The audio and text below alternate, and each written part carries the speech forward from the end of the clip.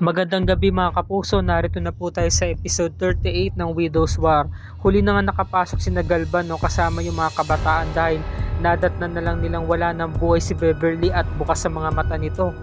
Habang nakabuka ang kanyang kamay, wala na itong pulso, wala ng buhay. Nagsisigaw itong si Sofia dahil nga sa takot na kanyang nakita at naramdaman. Ngayon itong killer pumunta sa basement. Ayan dala-dala yung kutsilyo na punong-puno ng dugo. Sumisigaw si Galban. Tinatawag niya yung mga tauhan ng Palacios Estate, sina Cairo saka si Peter. Cairo, tumawag ka ng pulis, bilisan mo. Samantalang tong killer meron dala-dalang flashlight. Ayan nagtungo siya rito sa tunnel na to, sa basement. Dala-dala niya yung weapon, 'di ba? Yung ginamit niya pampatay. Samantala ito namang si Ruth, nagulat din siya sa kanyang nakita at inilayo niya yung mga bata dahil hindi dapat nila makita itong pangyayaring ito. Sobrang takot, 'di ba? Ayan sabi ni Galban, wala na ang apo ko. Peter, tulungan mo ko, tumawag ka na ambulansya, bilisan mo. Patay na ang apo ko. Merong gumawa nito sa kanya. Kailangan natin siyang mahanap. Alam ko nandito lang yun. Ngayon naalala ni Galban yung sinabi sa kanya ni Aurora. Sabi ni Aurora nung araw na yun, 'di ba? Yung shower, baby shower, sabi, talagang pinaghandaan mo to, kuya. Sabi. So nakaisip siya na maaring si Aurora may gawa nun. Ngayon nung umiiyak si Galban, dahil nga patay na nga si Beverly, patay na rin ang apo niya, panigurado, wala na siyang makukuha. Nakita niya na nakabukas yung aparador. Nung binuksan niya yung aparador, meron siyang nakita na meron palang sikretong lagusan doon. Meron palang daanan doon na maaaring doon nga dumaan yung killer. Tinawag siya ni Peter, pumalik si Peter. Ngayon, naalala ni Peter yung napag-usapan nila ni Beverly dahil nga tinitigan niya yung bangkay ni Beverly. Sabi kasi ni Peter, okay na, nakatawag na siya ng ambulansya. Naalala niya yung napag-usapan nila ni Beverly. Ayan meron pala silang usapan. Sabi ni Peter, alahanin mo ma'am, kundi dahil sa akin wala ka rito. Ako mismo ang nag-report sa'yo na patay na si Sir Basil. Kaya nalaman mo, kung tutuusin hindi mo alam. Kaya kapalit na impormasyon, bigyan mo ko ng 1 milyon. 1 milyon? Grabe ka naman, manggagancho ka. Ganong impormasyon lang, tapos 1 milyon na agad ang singil mo. Sabi naman ni Peter, tinakot siya. Sige ka, ibubunyag ko mga plano mo. Masama akong magalit, iba ako kung magalit. Ngayon, ni-request ni Beverly na kung pwede, hiramin niya yung kutsilyo para in case na merong sumaksak sa kanya o merong gumawa ng masama sa kanya, kaya niyang depensa ng sarili niya.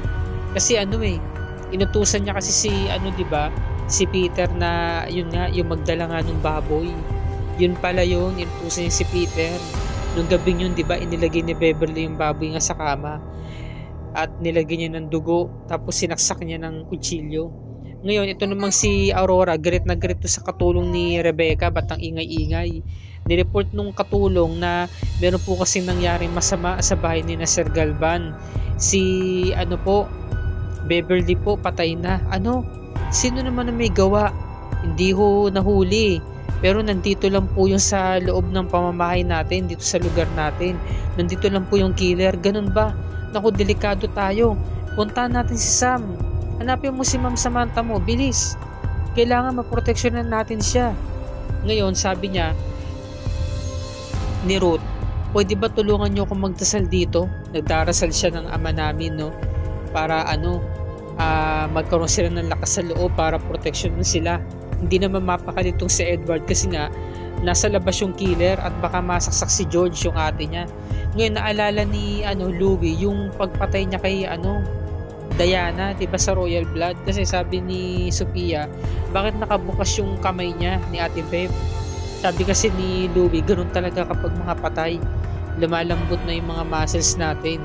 Nawawala na rin ng buhay yung dugo. Ganun. Ngayon, sabi naman ni Ruth, tama na nga yan, wag nyo na nga pag-usapan yan. Buti pa tulungan nyo na ako magdasal dito. Edward, saka pupunta? Pupunta ko si ate, baka masaksak siya. Ngayon, ito namang si Rebecca, nagdarasal. Sabi niya, proteksyonan niyo ang bahay na ito. Nag-i-insenso siya. Ngayon, itinago sila lahat dito ni Aurora. Dito lang kayo, Sam, huwag kang lalabas. Safe kayo dito. Amando, meron akong bilin sa'yo. Kapag nakita mong nagbukas ang pinto na yan, barilin mo. Binibigyan kita ng pahintulot. O sige po, madam. Ngayon, sabi ni Aurora, no, walang lalabas dito dahil safe kayo dito. Ngayon, sinusundan ni Galvan itong daanan na to, diba? Binabaybay niya to. Nakita niya na meron dugo sa sahig, kaya sinusundan niya diba? Yung bakas. Kasama niya sina Cairo sa si Peter. Dala-dala niya yung flashlight para mahuli niya kung sino yung killer ni Beverly at kung anong motibo nito. Samantala, nagulat itong sina Aurora, ba't merong kumakatok sa may pintuan? So nagiging horror na. Nakakatakot na itong mga nangyayari. Sabi ni Amando, sino ka? Magsalita ka. Sabi ni Aurora, sino yan? Hindi kasi sumasagot Ngayon nung papasok na si Mercy, munti ka na siyang mabaril ni Amando. Ano bang ginagawa mo, Mercy? Nay, naku, si nanay pala yan. Saglit lang ho. Sir Amando, wag niyo po siyang babarilin. Nay, dito ho kayo. Safe po kayo dito. Ngayon, meron tumawag kay Amando. Sabi ni Amando, Madam, okay na pong lumabas. Okay na. Pwede na rin lumabas. Safe na. Ngayon, ito namang si Rebecca, pinuntahan itong kwarto ni Jericho. Sabi ni Jericho, nadat na niya si Rebecca, Ma'am Rebecca, anong ginagawa niyo rito? Naparito ako dahil naalala ko yung sinabi mo sa akin. Nagtatanong ka tungkol sa tatay ko. Nag-aalam ka. Pero nakita ko tong hoodie na to. Di ba ito yung hoodie na ginamit ka mo sa pagpatay kay Beb?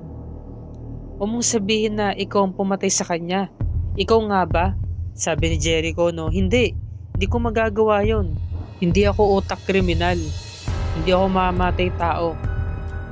Alam mo, iba na itong nararamdaman ko, sabi ni Rebecca. Alis na ako. Magre-report ako sa mga pulis. I-report ko to kay Sergeant Casas. Kahit na ibigay mo pa tong hoodie na to kay Sergeant Casas, wala siyang makikita ebidensya. Mapapatunayan ko na inosente ako at wala akong kinalaman dito. Maniwala ka sa akin, Ma'am Rebecca. Kaya huwag ka nang mag-isip pa ng kung ano sa akin. Meron kasi akong sasabihin sa'yo tungkol dun sa tatay mo. Ano ba kasing ibig mong sabihin? Oo na, sige na, aamin na ako. Yung tungkol kasi dun sa ama mo, kaya ako natanong. Kasi magkapatid tayo. Anak niya rin ako. Yung tatay mo, ngayon binigay niya kay Rebecca yung litrato. Yung litrato na yan, ikaw, kasama yung tatay mo, si Rodolfo Palacios. At yung batang karga-karga niya, ako yun. Isa rin akong Palacios, inamin na ni Jericho, no? Umiiyak si Rebecca. Ngayon, habang kinakanta ni Jericho yun, naghahaming siya, no? Sinusundan siya ni Rebecca, sabi ni Rebecca, alam mo rin pala yung kantang yan. Oo, kasi kinakanta to ni tatay. Ginawa niya tong kantang to para sa akin, tapos kinabisado ni nanay hanggang sa inaawit niya na lagi sa akin, kaya nakabisado ko na. Sabi ni Rebecca, akala ko kami lang dalawa ni Papa ang nakakaalam ng kantang yan, pero ikaw rin pala. Naalala ko siya, I miss him so much, sabi niya, no? Ngayon hindi makapaniwala si Rebecca. Nung naimasmasan na siya, nung kumalma na siya, nakapag-usap na sila magkapatid, sabi niya, so ikaw pala yung lumalabas sa hula ko na meron dalawang bagong Palacios na parating, hindi pala yung anak ni Beverly. Kasi nga yung anak nga ni Beverly, di ba, namatay. So, pwede na ba kitang tawagin na kuya?